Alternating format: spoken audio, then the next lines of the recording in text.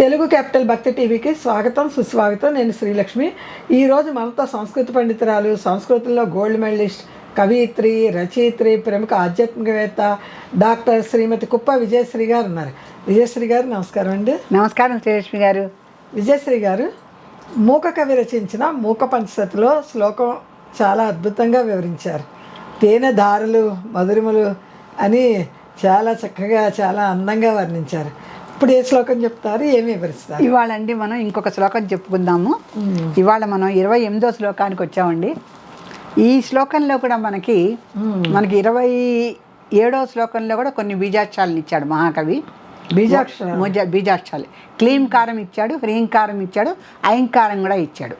అంటే ఈ శ్లోకాలు చదువుతంలో మనకు తెలియకుండానే మనం బీజాక్షరాలు పలుకుతున్నాం. అంటే క్యాప్సిల్ వేసుకుంటానే అలా లోపల మందుండి క్యాప్సిల్ అన్నట్టు, అంతే కదండి, వేసుకుంటున్నట్టే. క్లీంకారిని అమ్మవారే, ఐంకారం అంటే సరస్వతీదేవి, మళ్ళీ హ్రీంకారం అంటే లలితాదేవి.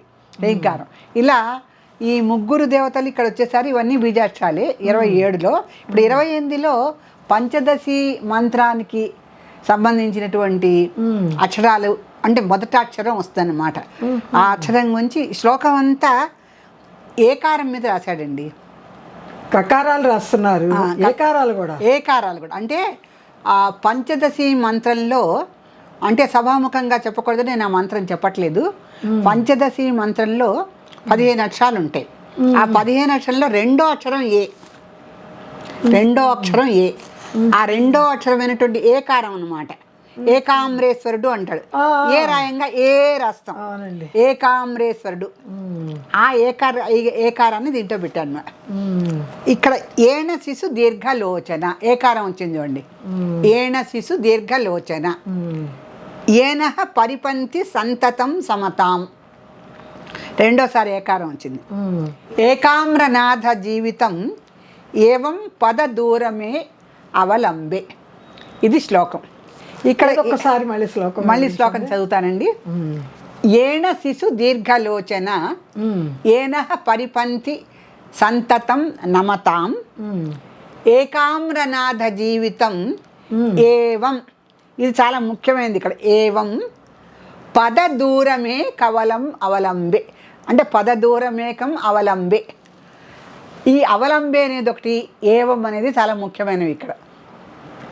అంటే మొట్టమొదటి అసలు శ్లోకానికి ఏణ శిశు దీర్ఘలోచన అంటే అందమైన కన్నులండి. సాధారణంగా కవులు జింకపిల్ల కన్నుల్లాగా ఉన్నాయంటారు. హరిణలోచన అంటారు కదా మన వాళ్ళు, హరిణలోచన అంటారు, లేడి పిల్లలాగా అన్నమాట. భయం అంటే ఆ బెదురుతనం ఉంటుంది.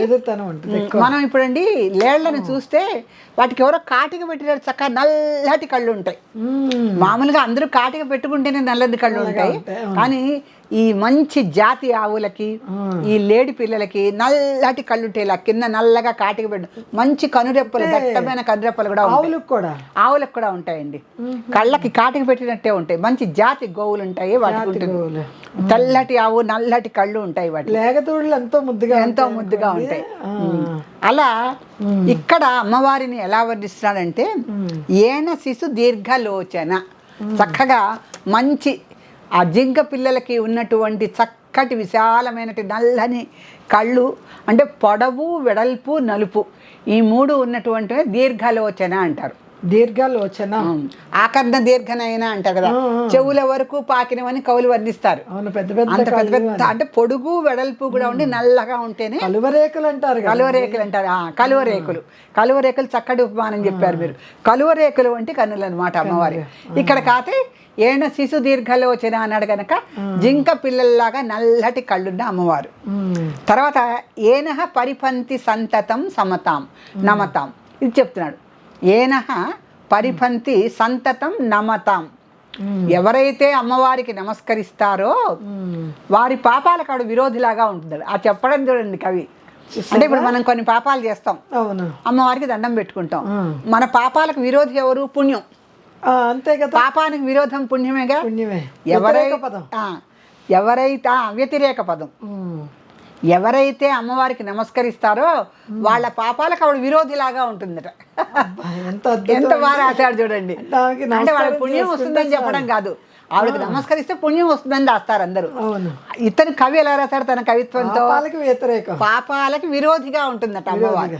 ఎవరైతే తనకి సంతతం నమతాం అని చెప్తాడు. ఎవరైతే ఎప్పుడు ఆవిడికి నమస్కరిస్తారో వాళ్ళకి ఏనహ పరిపంతి, వాళ్ళకి పాపాలన్నిటికీ కూడా శత్రువులాగా ఉంటుంది ఆవిడ. పాపాలన్నిటికీ శత్రువు అంటే పుణ్యం అన్నమాట. పాపానికి శత్రువు పుణ్యం. తర్వాత ఏకామ్రనాథ జీవితం, ఆవిడ ఏకామ్రనాథుడి యొక్క జీవితమే అమ్మవారు. ఎందుకంటే మరి సూది వనం మీద కూర్చొని ఆవిడ తపస్సు చేసి ఆయన సాధించుకుంది కదా. ఆమ్ర వృక్షం కింద, మామిడి చెట్టు కింద సూది మన మీద నుంచుని అమ్మవారు. మరి అసలు దేవత విశ్వమాత ఆవిడే తపస్సు చేసిందంటే శివుడు ఎటువంటి వాడో చూడండి. ఏకామ్రనాథ జీవితం ఏవం. ఏవం అంటే ఏంటి? కొంతమంది దేవతలను చూసారు కానీ ఇది అని నిర్వచించలేరు వాళ్ళని. ఇలా ఉంది, ఇంత చక్కగా ఉంది అని ఎవరు వర్ణించలేరు. అంటే కొంతమంది దేవతలను కాదు, అమ్మవారిని ఎవరు వర్ణించలేరు. ఏవం అంటే ఇది అని చెప్పి నిర్వచించి చెప్పలేనటువంటి అద్భుతమైనటువంటి శక్తి గల మహిమ కామాక్షిదేవిది. అంటే ఏ కవైనా అమ్మవారు స్వయంగా దర్శనం ఇచ్చిన, కనులతో చూసిన అంత సౌందర్యాన్ని వర్ణించలేని పరిస్థితిలో వర్ణించలేరు అనమాట. ఎంత వర్ణించినా ఇంకా మిగిలిపోయి ఉంటుంది. అందుకని ఏవం ఇది అని చెప్పేసి వర్ణించలేనటువంటి విషయం అని చెప్తున్నాడు. ఏకామ్రనాథ జీవితం అన్న తర్వాత వెంటనే ఏవం అంటున్నాడు. ఆవిడ ఏకామ్రనాథుడి యొక్క జీవితమే కంచి కామాక్షిదేవి అయినప్పటికీ కూడా ఏవం అని చెప్పేసి పదదూరమేకమవలంబే, పదదూర ఏక అవలంబే, పదదూరమేక అవలంబే అంటే ఏంటి? ఆవిడ అంటే ఇలా ఉంది అనేటువంటి పదానికి దూరంగా ఉంటుంది. ఏకం పదం అవలంబితం అని చెప్తారు కదా. ఇది ఇలా ఉంటుంది అనేటువంటి ఒక పదం ఉంటుంది కదా.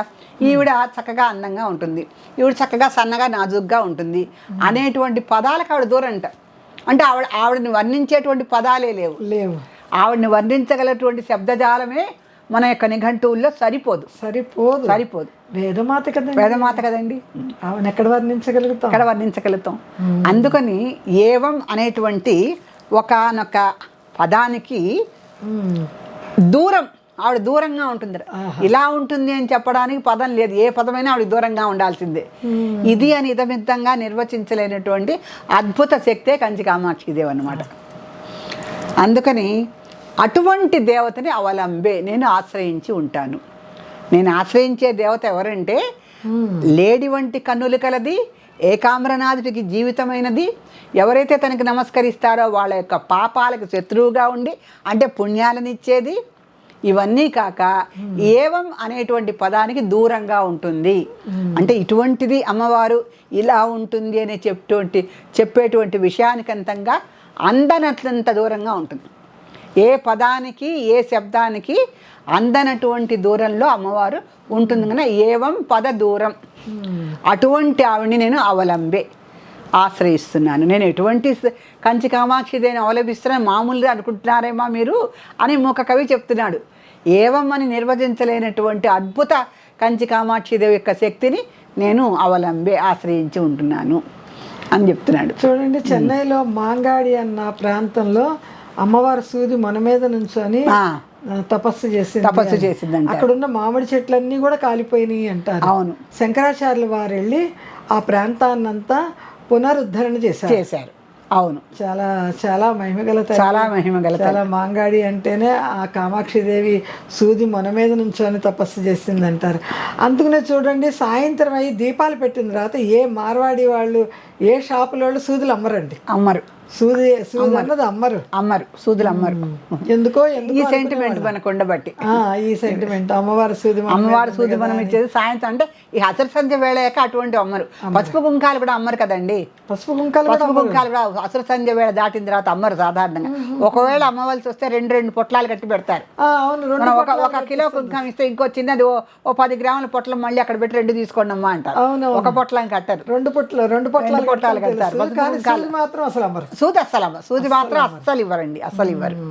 అసలు అంటే మన భారతీయ సంప్రదాయంలో అమ్మవారు అంటే మనకున్న శక్తి దేవతలందరూ ఎటువంటి జీవితాన్ని గడిపారో తెలిసిన గాథలకి మనకు కొన్ని నమ్మకాలు ఉన్నాయి. ఆ నమ్మకాలు ఈ రోజుకి మన వర్తకులను వమ్ము చేయకుండా అలా ఉండటం చాలా విశేషమైన మరి విషయం. అదే కదండి మన హిందూ ధర్మాన్ని కాపాడేది అదే. మన జగతి ముందుకు తీసుకువెళ్ళటానికి ఈ నియమాలు నిష్టలు ఇవే కదా మరి ఉన్నాయన్నమాట. అయితే ఇప్పుడు ఈ శ్లోకంలోనండి, ఈ శ్లోకం చదివితే పంచదశి మంత్రం చదివినట్టే అంటున్నారు. పంచదశి మంత్రం ఎందుకంటే పంచదశిలో మొదటి లైను రెండో అక్షరం ఏకారం, మొదటి లైను ఏకారం, 3 పంక్తులు ఉంటాయి దానికి పంచదశి అక్షరాలకి. దాంట్లో ప్రథమ పాదంలో ఉండేటువంటి రెండో అక్షరం ఏకారం. అందుకని ఇక్కడ ఏకారం ఏణ శిశు దీర్ఘలోచనాలో ఏకారం వచ్చింది. అంటే ఈ శ్లోకం చదివితే పంచదశి మంత్రం చదివినట్టే మనం. ఏనహ పరిపంతి సంతతం నమతాం, ఇక్కడ కూడా ఏకారం వచ్చింది. మళ్ళీ ఏకామ్రనాథ జీవితం, ఇక్కడ ఏకారం స్పష్టంగా కనిపిస్తుంది. తర్వాత ఏవం పద దూరం, ఏవం ఇది అనేటువంటి ఒక పదానికి దూరంగా ఉన్నటువంటి అమ్మవారిని నేను ఆశ్రయించాను అని చెప్పి ఏవం మళ్ళీ ఏకారం ఉంటుంది. 4 ఏకారాలు వచ్చినటువంటి యొక్క శ్లోకం ఎవరైతే చక్కగా చదువుకుంటారో వాళ్ళకి పంచదశి మంత్రం చదివినంత పుణ్యం వస్తుంది. ఆ పంచదశి మంత్రం చదివి చాలా శక్తి కూడా వస్తుంది. శక్తి కూడా శక్తి దేవతే కదండి అమ్మవారు, గర్భితానలసికం. సో అందుకని మంచి శక్తివంతులు అవుతారు వాళ్ళు.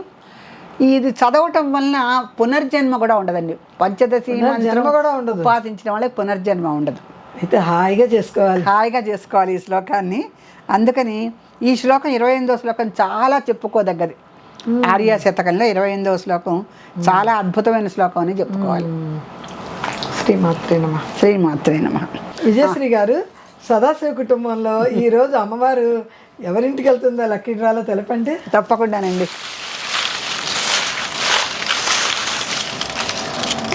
ఇరుక్కుపోయి వచ్చింది ఈ కాగితం. దీంట్లో ఏ అదృష్టవంతురాలు ఉందో.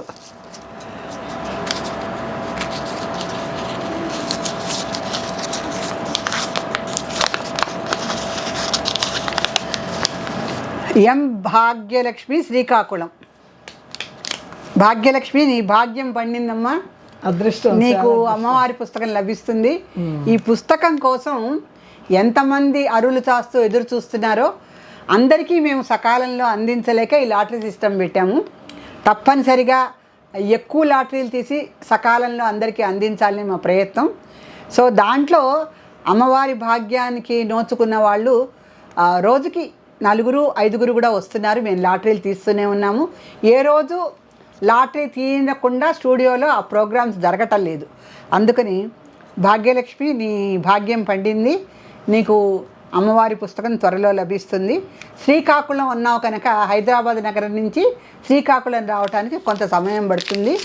ఇదివరకు చెప్పినట్టే అసహనంగా కాకుండా ఆతృతగా, ఆసక్తిగా అమ్మవారి కోసం ఎదురు చూడండి. త్వరలో అమ్మవారి మీ ఇంటికి చేరుకుంటుంది. అమ్మా కామాక్షి, అమ్మా కామాక్షి, అమ్మా కామాక్షి. భాగ్యలక్ష్మి గారు, మీరు స్క్రీన్ పైన వచ్చే నెంబర్కి మీ పూర్తి చిరునామా, పిన్ కోడ్ నెంబర్ తెలుసుకొని వ్రాయండి. రాస్తే మీకు తొందరగా పుస్తకం అందుతుంది. తెలియలేదంటే మళ్ళీ పంపడానికి వీలు పడదు. తెలియకుండా మీరు పిన్ కోడ్లు రాసినా, తప్పు పిన్ కోడ్లు రాసినా మళ్ళీ పుస్తకం పంపించడం కుదరదు. ఎందుకంటే ఆ పిన్ కోడ్లో ఏ పోస్ట్ ఆఫీస్ ఉందో కనుక్కొని మీరు అక్కడికి వెళ్ళి పుస్తకం తీసుకోవాల్సి వస్తుంది. ఒకసారి పోస్ట్ చేయడానికే చాలా శ్రమ కోర్చాల్సి వస్తుంది.